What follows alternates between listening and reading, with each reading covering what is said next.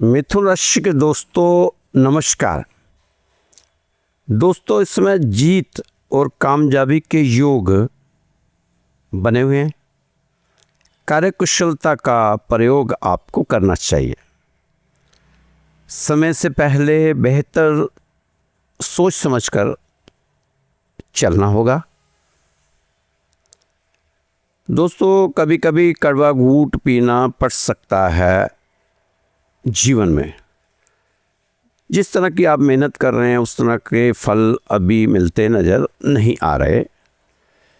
पल पल बदलेंगे ग्रह अपनी चाल, ये है आपके अक्टूबर महीने का हाल। क्यों हो इतने मजबूर जब सारी परेशानियां हो रही हैं आहिस्ता आहिस्ता आपसे दूर। परेशानियों का कारण खुद को ना बनाओ। समय अच्छा है, पार हो जाओगे। खुशियों की लहर उदासी के साथ आती जा रही है पास पास। अब आपकी उदासी आहिस्ता आहिस्ता आपसे हटेगी। दुखों का अंत करना चाहते हो तो थोड़ा चेहरे पर सुनहरी मुस्कान बनाकर रखने की ज़रूरत है। दोस्तों, आने वाला समय कुछ छोटी मोटी खुशखबरियाँ मिल जाए हो सकता है, क्योंकि पहले भी ग्रहों के ऐसे योग बने हैं, लेकिन परिणाम वो नहीं रहे जो आपने सोचे थे। लेकिन फिर भी जो ग्रहों के योग बन रहे हैं उसको आपको बताना भी ज़रूरी हो जाता है। बदलाव तो हो रहा है आपकी ज़िंदगी में, मगर धीरे धीरे, उस गति से नहीं जैसा आपके ग्रहों की चाल है। ग्रहों की चाल को देखो तो इनके संकेत को देखो तो अब आप अपने काम से आपको संतुष्ट हो जाना चाहिए, लेकिन ऐसा हो नहीं रहा। पता नहीं बात कहाँ अटकी है, कहाँ रुकी है। दोस्तों, आप अपने सारे प्रयास ईमानदारी से कर रहे हैं, इसी तरह करते रहें। आपको फल मिलेगा, आपकी इच्छा वाला फल जरूर मिलेगा। अभी नहीं मिल पा रहा जो आपको मिलना चाहिए, लेकिन आने वाले समय में मिलेगा। मिथुन राशि वाले जातक अब अपने व्यवहार में थोड़ी सी सख्ती जरूर लाएं।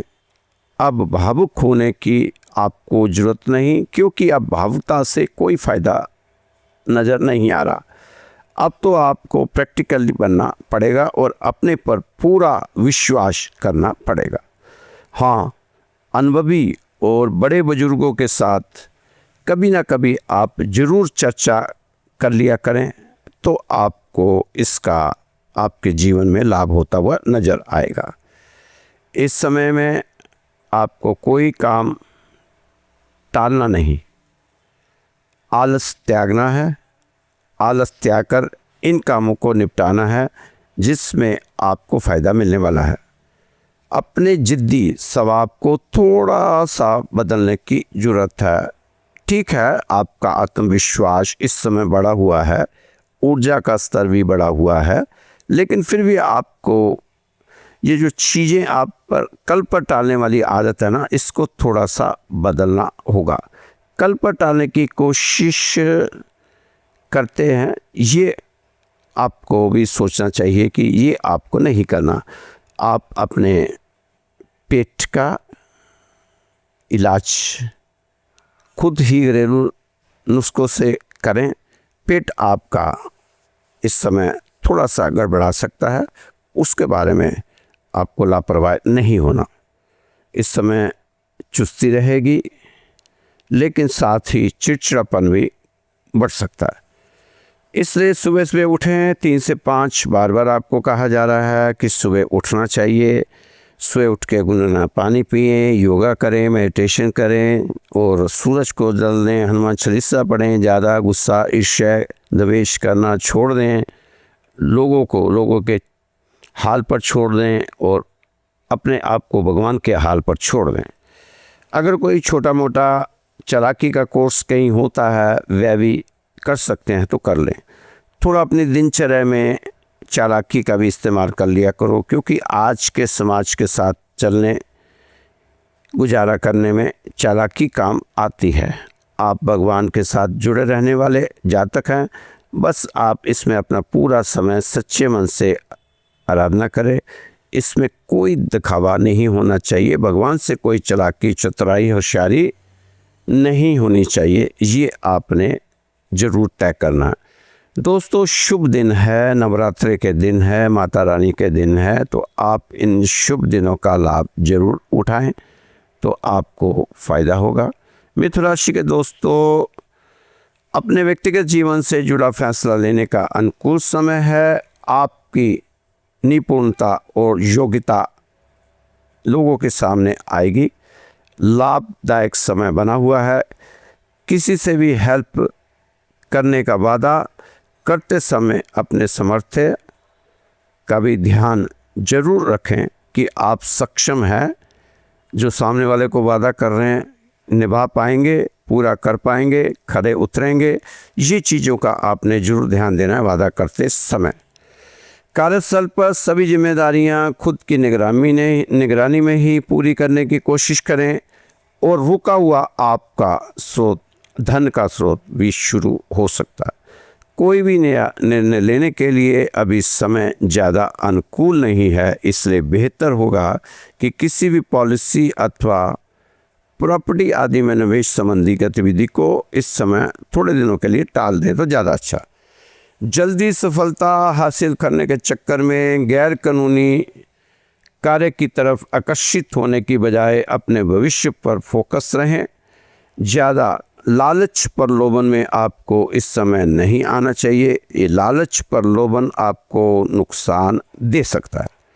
दोस्तों, अपनी ऑफिशियल बातें किसी से भी शेयर ना करें, थोड़ी सी गोपनीयता रखना ही बहुत ज़रूरी है। आप अपने संपर्कों को बढ़ाने पर जोर आपको देना चाहिए, जो आपके लिए फ़ायदेमंद साबित होगा, फ़ायदे का सौदा होगा। कोई पुरानी समस्या का समाधान मिल जाने से मानसिक रूप से बहुत ही सुकून और राहत मिलती हुई नज़र आ रही है। आपकी जिद और अहम की वजह से आपके नानी पक्ष के साथ संबंधों में थोड़ा सा खटास आने की उम्मीद लगाई जा सकती है, संभावना है। व्यर्थ की मौज मस्ती और संगति में, बुरी संगति में समय नष्ट ना करें तो अच्छा रहेगा। विद्यार्थियों तथा युवाओं को की गई मेहनत के शुभ परिणाम मिलने वाले हैं। युवाओं को ये भी हिदायत दी जाती है कि घर के वरिष्ठ लोगों की सलाह का पालन भी जरूर करें और उनका आशीर्वाद प्राप्त करें, और ऐसा ना हो कि आपके वजह से उनको कोई कष्ट हो। मैं बार बार आपको बताता हूँ कि माता पिता की आंखों में अगर आपकी वजह से आंसू आ जाते हैं तो समझो फिर आपके चंद्र और सूरज ग्रह आपको अच्छा फल नहीं देंगे। जल्दबाजी और भावुकता में कोई भी निर्णय ना लें। पब्लिक प्लेस पर अपनी छवि खराब ना होने दें, इसका आपने खास तौर पर ध्यान रखना है। आप अपनी व्यक्तिगत गतिविधियों पर भी बेहतरीन तरीके से ध्यान केंद्रित करें। अपरिचित लोगों की बातों में बिल्कुल आने की जरूरत नहीं है, बिल्कुल ना आएं तथा अपने काम से काम रखें। पिछले कुछ समय से किसी कार्य को लेकर चल रहा आपका प्रयास हो सकता है अब कामयाब, आज फलीभूत भी हो सकता है आपका प्रयास। बिना मतलब किसी दूसरे की परेशानियों में ना उलझें, ये आपके लिए परहेज है, ये आपके लिए उपाय है। किसी भी विपरीत परिस्थिति में अपना मनोबल गिरने ना दें। अपने आप को पॉजिटिव बनाए रखने की ज़रूरत है आपको। इस समय पॉजिटिव बनाना आपके लिए बहुत ही ज़रूरी है। आप अपने ऑफिस में फाइलें और डॉक्यूमेंट्स बहुत ही संभाल कर रखें, इसमें कोई कोताही ना बरतें तो ज़्यादा अच्छा रहेगा। दोस्तों, संयम से रहें, धैर्य से रहें, सजगता से रहें, ये तीन चीज़ें आपको ज़िंदगी में लानी ही होगी। संयम, धैर्य और सजगता, इससे आप बहुत फ़ायदा उठा सकते हैं। एक छोटा सा प्रसंग है, इसी से जुड़ा हुआ है। मुझे पता आपको ज़रूरत नहीं है, फिर भी इसमें कोशिश मेरी रहती है कि छोटे छोटे प्रसंग से आपको समझाने का मैं प्रयास करूं। दोस्तों, एक महात्मा जितने संत होते हैं, सच्चे संत, तो अपने जीवन को बहुत ही सादगी से बिताते हैं। एक बार एक महात्मा जी कहीं पर रेलगाड़ी में जा रहे थे। जैसे ही डिब्बे में चढ़े तो देखा कि एक सीट पर 2 अंग्रेज बैठे हैं, गोरे चिट्टे, परंतु उनके बीच में इतनी जगह खाली थी कि एक आदमी आसानी से फिट हो जाएगा। महात्मा जी ने यह देखा और जगह बनाते हुए उन दोनों के बीच में बैठ गए। महात्मा जी बहुत ज्ञानी थे, पहुँचे हुए थे, पढ़े लिखे थे। 2 गोरों के बीच में एक काला आदमी बैठ जाए, यह बात दोनों गोरों के गले में नीचे नहीं उतरी। कैसे उतरती? दोनों को महात्मा जी के साहस पर आश्चर्य भी हुआ, क्रोध भी आया कि ये व्यक्ति कैसा है, हमारे बीच में आकर बैठ गया। इसलिए एक अंग्रेज ने गुर्राते हुए कहा, मूर्ख। दूसरा भी कहा, पीछे रहने वाला था, उसने उसी लहजे में कहा, गधा। अब महात्मा जी जरा भी विचलित नहीं हुए, बिल्कुल धैर्य के साथ बैठे रहे, बहुत शांत मन चित्त से। अब बारी महात्मा जी की थी। उन्हें ना तो क्रोध आया, ना ही शर्म। अपने ही बिंदासपन में हंसते हुए कहने लगे, हाँ, मैं उन दोनों के बीच फंस गया हूँ। तो दोस्तों देखो कितना सुंदर नपा तुला उन्होंने जवाब दिया। उससे उतावलापन भी नहीं हुआ, गुस्सा भी नहीं हुआ, नाराज़गी भी नहीं हुई। एक ने कहा मूर्ख, दूसरे ने कहा गधा, और इन्होंने कहा, हाँ, मैं दोनों के बीच में फंस गया। मतलब गधा और मूर्ख के बीच में मैं ही फंसा हूँ। तो दोस्तों, ऐसे सजगता से आपने भी अपने जीवन को जीना है। कई बार होता है लोग आपको बेवजह से उकसाते हैं कि आप उससे क्रोध में आए, अपने आप को नुकसान दें, तो आपने धैर्य रखना है। एक छोटा सा प्रसंग और सुनाता हूँ। एक महात्मा जी संत थे, मांग मांग के खाते थे और पूरे गांव में घूम घूम कर भिक्षा लेते थे। भिक्षा मांगते मांगते उन्होंने एक तय कर लिया था कि मैं भिक्षा उसके घर से मांगूंगा आज जिसके घर पे हरे रंग के कपड़े टंगे होंगे। तो पूरे गांव में घूमते, अगर उस दिन किसी घर के ऊपर हरे रंग का कपड़ा नहीं टंगा तो उस दिन वो भिक्षा नहीं लेते थे, भूखे ही सो जाते थे। ऐसे ही एक दिन उन्होंने तय कर दिया कि मैं भिक्षा उस घर से लूँगा जिस घर में गुड़ लगा हुआ सींग वाला सांड खड़ा हो। मतलब सांड जो बैल के सींग पर गुड़ लगा हो, वो जिस घर के आगे खड़ा होगा, मैं वहाँ से भिक्षा मांगूंगा। कई दिन निकल गए, कई दिन तक भूखे रहना पड़ा। तो एक दिन उन्होंने देखा कि एक गुड़ बेचने वाली बैलगाड़ी आई, तो उसमें एक बैल मुंह मार रहा था, तो उसके सींग पर गुड़ लग गया। अब वो जहाँ वो बैल जाता रहा, महात्मा जी पीछे पीछे जाते रहे। वो बैल एक घर के आगे जाकर रुक गया। तो महात्मा जी ने उसी घर में भिक्षा के लिए दरवाज़ा खटखटाया, भिक्षा की गुहार लगाई। अंदर से एक स्त्री की आवाज़ आई, कौन है? स्त्री ने दरवाज़ा खोला, लाल पीली हो गई, क्रोध से तमतमाती हुई बाहर आई और अभद्र भाषा में बोलने लगी, क्या हाथ पैरों में शक्ति नहीं? हट्टे कट्टे होकर भीख मांग रहे हो या फिर कमाकर खाने की नीयत ही नहीं है? भिक्षा मांगने क्या मतलब है? खाओ कमाओ। स्वामी जी मौन रहे और उसने दरवाज़ा बंद कर दिया। कुछ नहीं बोले, वहाँ से चले गए। अगले दिन फिर आए, फिर लोगों ने उनको समझाया कि महाराज, ये जो स्त्री है ये किसी को कुछ नहीं देती, क्यों आप नाहक ही अपनी बेइज्जती करवा रहे हैं। आप हमारे घर चलिए, हमारे घर खाना खा लीजिए। किसी ने कहा हमारे घर कर लीजिए। सभी लोग महात्मा जी को खाना खिलाने को तैयार थे, लेकिन महात्मा जी की जिद थी कि बैल इसी घर में आगे रुका था बाहर, इसी घर से ही मुझे खाना खाना, नहीं तो मैं कभी खाना ही नहीं खाऊंगा। मैं जीवन भर भूखा मर जाऊंगा पर खाऊंगा इसी घर का। महात्मा जी अगले दिन फिर आए तो स्त्री के घर भिक्षा मांगने पहुंच के दरवाजा खटखटाया तो स्त्री का पारा 7वें आसमान पर चढ़ गया। गुस्से में वह अंदर से अपने चूल्हे से राख भर के लेके आई एक बर्तन में और स्वामी जी के मुंह पर दे मारी।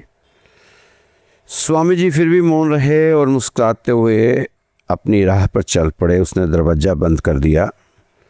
सभी लोग इकट्ठे हो गए।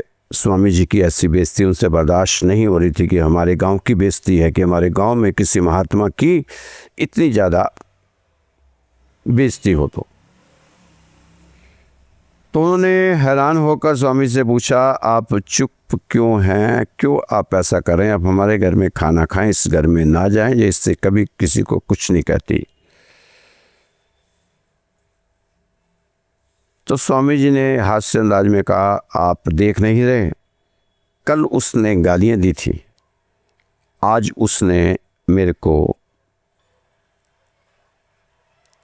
राख दी। पहली बार गाली दी, दूसरी बार राख दी। मुझे विश्वास है ऐसे ही देते देते एक दिन वह भिक्षा भी जरूर देगी। अगले दिन महात्मा जी फिर पहुंच गए उसी घर के बाहर। लोगों ने बहुत रोका पर महात्मा जी माने नहीं।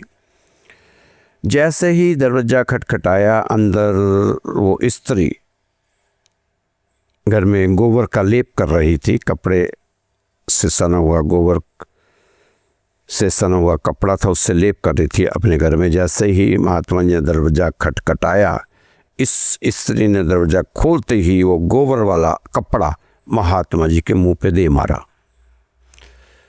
महात्मा जी तब भी नहीं बोले, मंद मंद मुस्कुराए और सभी लोग उस समय उस स्त्री को बुरा भला कह रहे थे, लेकिन महात्मा जी ने उनको मना किया कि आप कौन होते उसको बुरा भला कहने वाले। उस स्त्री ने आपका कोई नुकसान नहीं किया, मेरा भी कोई नुकसान नहीं किया। वो देखो, पहले दिन गाली दी, दूसरा दिन राख दी, आज देखो अपने घर का कपड़ा दे रही है। कपड़ा तो देने की आदत पड़ेगी, खाना भी देगी। अब महात्मा जी अपनी कुटिया में आए, उस कपड़े को धोया, उस कपड़े का एक बत्ती बनाई कोने से फाड़ कर उसको, और उसमें तेल डालकर दिया जलाया और भगवान से प्रार्थना की कि इस स्त्री को सद्बुद्धि दें, इसके पूर्व के जन्मों के किए हुए पाप उसमें इसको राहत दें और इसको सद्बुद्धि दें। अगले दिन फिर महात्मा जी वही उसी गांव में, और लोग मना कर रहे हैं कि नहीं महात्मा जी ऐसा मत करो, इससे हमारे को बहुत ज़्यादा तकलीफ़ होती है, हमारी आत्मा को कष्ट होता है। महात्मा जी ने कहा, नहीं, खाना तो मैं इसी के घर का खाऊंगा, नहीं तो मैं जीवन भर भूखा ही रहूँगा। जैसे ही महात्मा जी ने दरवाज़ा खटखटाया, आज तो दरवाज़ा खटखटाने की ज़रूरत भी नहीं पड़ी, क्योंकि वो स्त्री आज उसका रूप ही देवी का था। देवी की तरह उसने कपड़े पहन रखे थे, बहुत ही शांत मन था, और आते ही महात्मा जी के चरणों में प्रणाम किया और कहा, महात्मा जी मैं आपके लिए खाना परोसती हूँ, मैंने सुबह से इंतज़ार कर रही थी। तो महात्मा जी कहा, नहीं, मैं अंदर नहीं खाना खाऊंगा, मैं आपके दरवाजे के बाहर ही बैठ के खाऊंगा, ताकि लोग देखें कि अगर सब्र किया जाए, धैर्य रखा जाए, संयम से रहें तो चीज़ें बदलती हैं।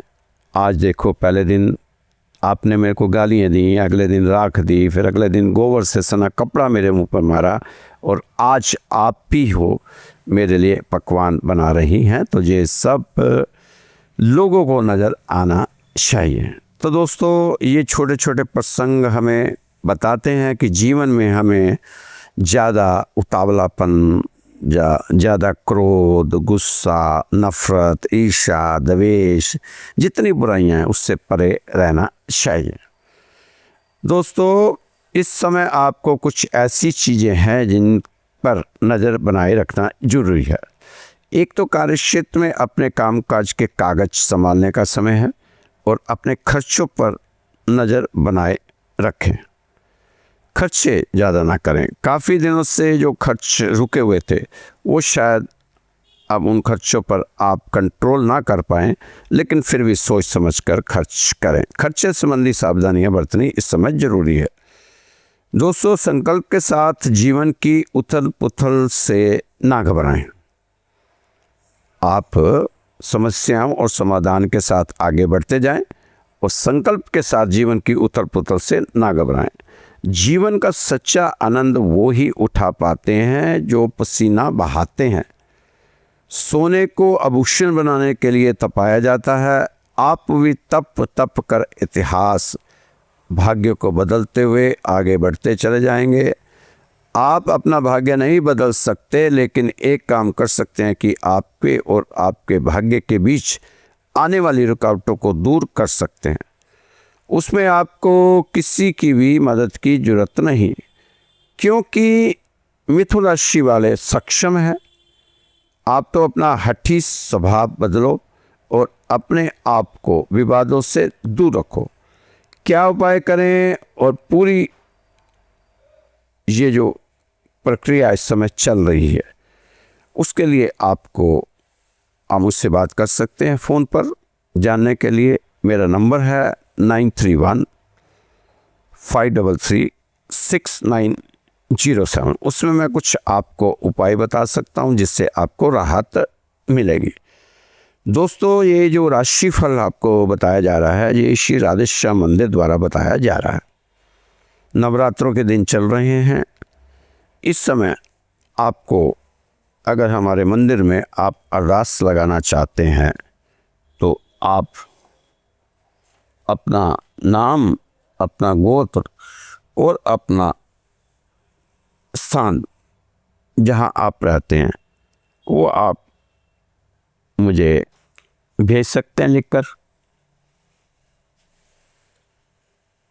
सुबह और शाम दोनों समय विशेष अरदास का इस समय प्रयोजन है हमारे मंदिर में, तो आपकी भी अरदास लग सकती है। नंबर है मेरा 9315336907